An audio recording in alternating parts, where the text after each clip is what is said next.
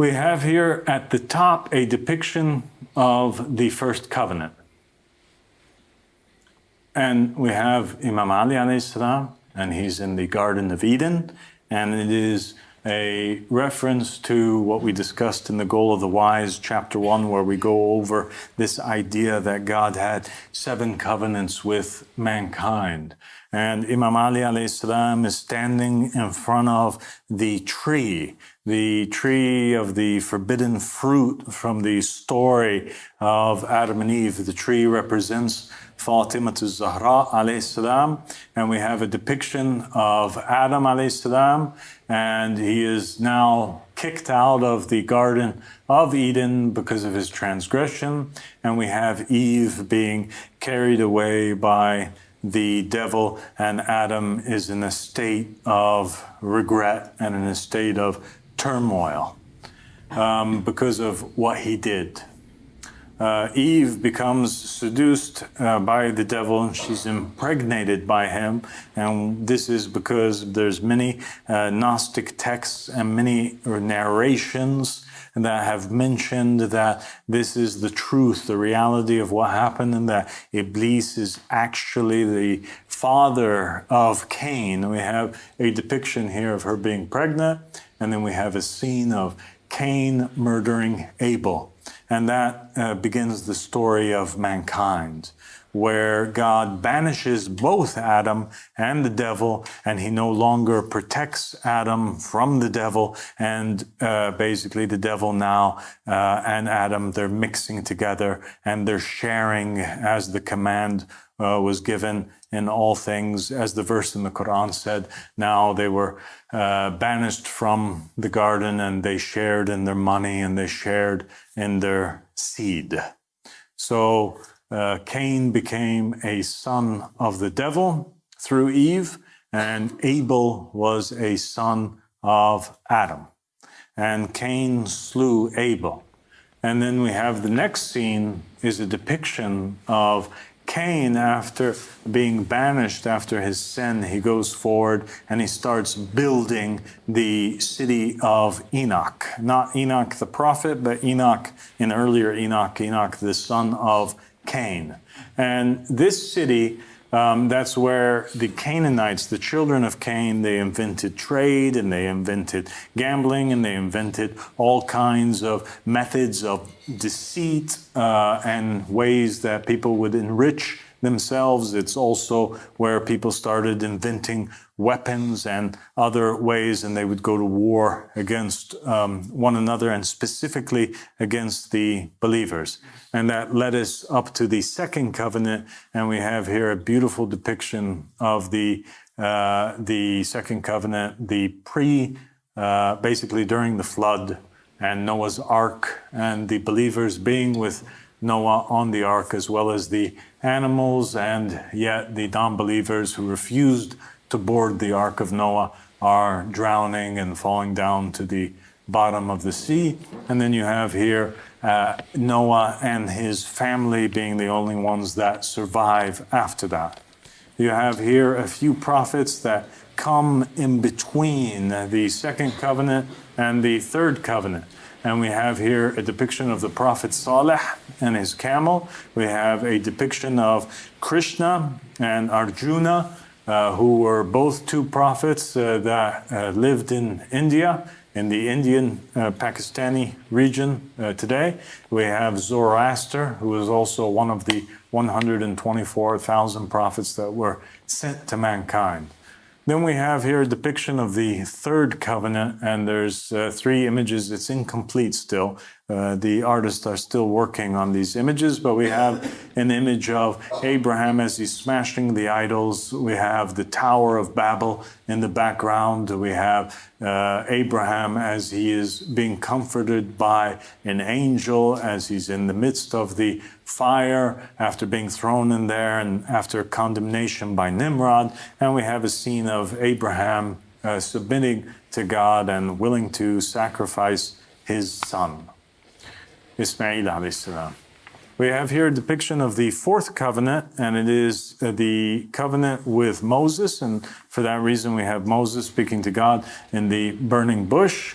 And then we have some depictions of some prophets that came in between the fourth covenant and the fifth covenant. And so you have here Joshua, son of Nun, in the scene of Jericho. You have David and Solomon and Nathan at the height of the kingdom of Israel in Jerusalem. And then we have here the baptism of Jesus Christ at the hands of John the Baptist, who was a prophet that came right before the fifth covenant.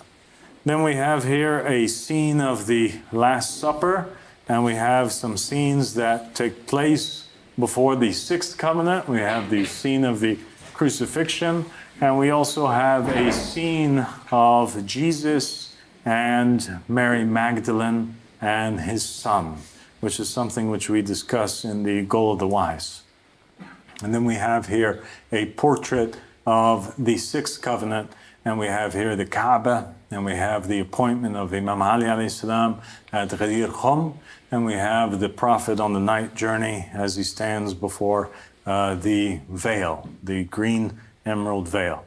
And we have at the center now of the first and the sixth covenant, Ahmed al-Hassan alayhi salam, whom the seventh covenant is named after, the Ahmadi covenant. He is the first and the last, the beginning, the Alpha and the Omega, as we would say in this story of the covenants. He's Imam al-Hussein alayhi salam in his return, and he plays a very significant and important role in our religion.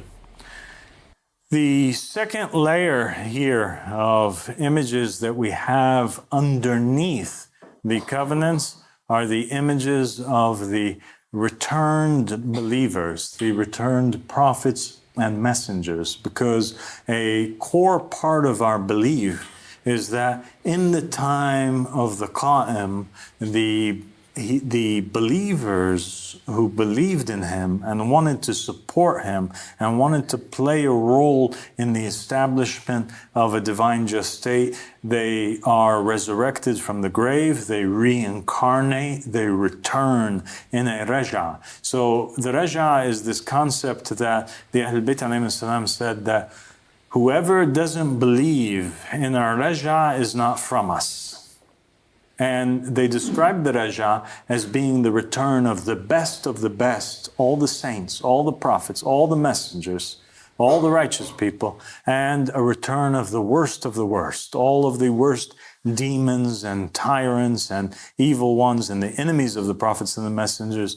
They all return for one final epic battle that takes place in the time of the Qa'im, where good banishes and overcomes evil, and all those who were martyred by the evil ones get to exact revenge against them. And it becomes the time where Iblis is actually finally slaughtered and the earth is rid of him, and the balance returns back from the hands of evil to the hands of good. And just as the earth was filled with injustice and tyranny in that time, the prophets, the messengers, the saints, they all are victorious, and they manage to fill the earth up with justice and equity as it has been filled before with injustice.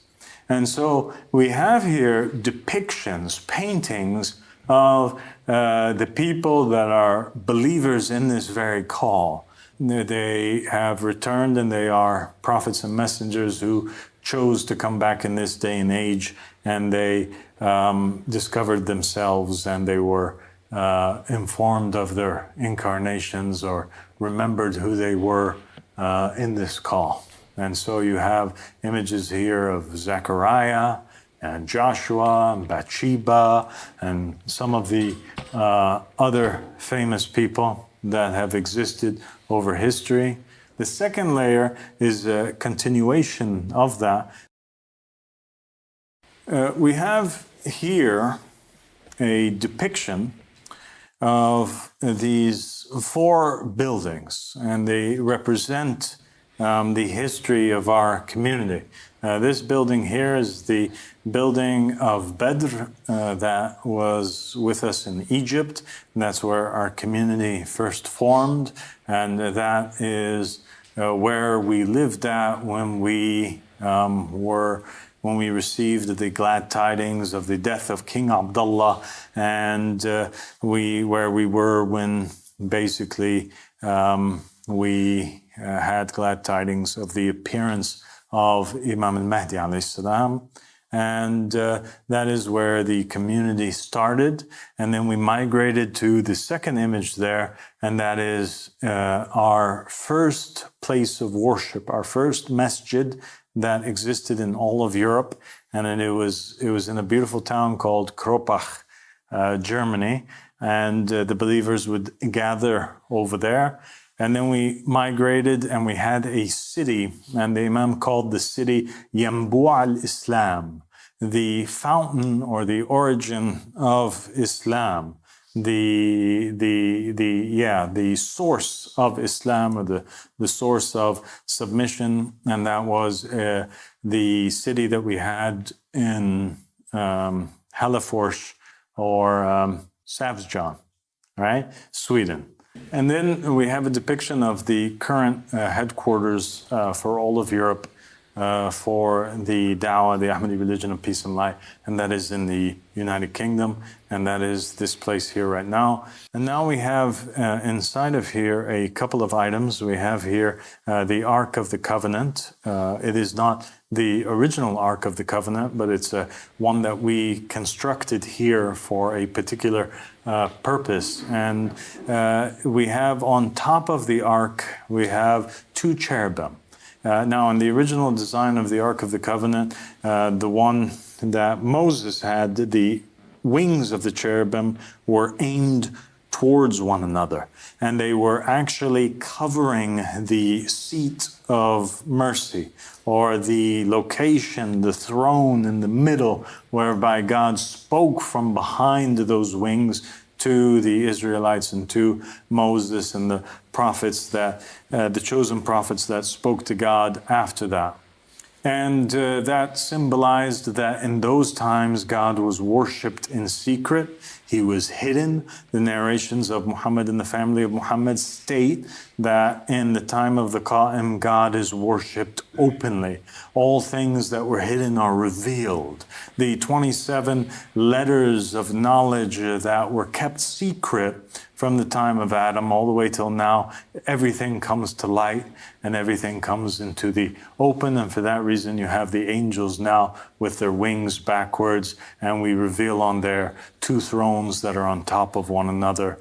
One throne that represents the kingdom of earth, another one represents the kingdom of heaven, because we believe that God is the Lord of the heavens and the earth. He rules above and he rules below. Just like in the Bible, when Jesus appoints to Simon Peter, he tells him, hey, I give you the keys to the kingdoms of the heaven and the kingdoms of the earth, and whatever you bind on earth shall be bound in heaven. So the Imam who rules, he rules by God's rule. God places his will inside of the heart of the Imam, and whatever the Imam does on earth matches what is to be done on heaven, and by that God's rule is established on earth as it is in heaven.